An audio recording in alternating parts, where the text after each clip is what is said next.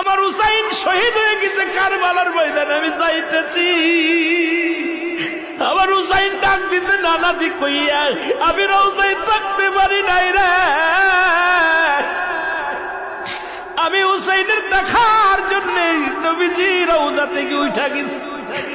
আলেমরা সর।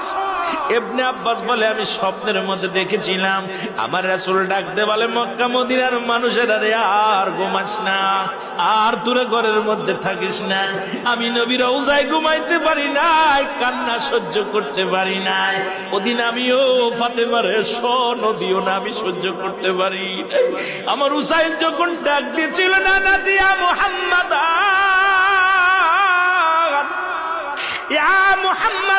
যেদিন ডাক দিয়েছিল রে, সেদিন আমি নবী রওজা থেকে পাগলের মতো উঠে কারবালা পর্যন্ত চলে গিয়েছিলাম।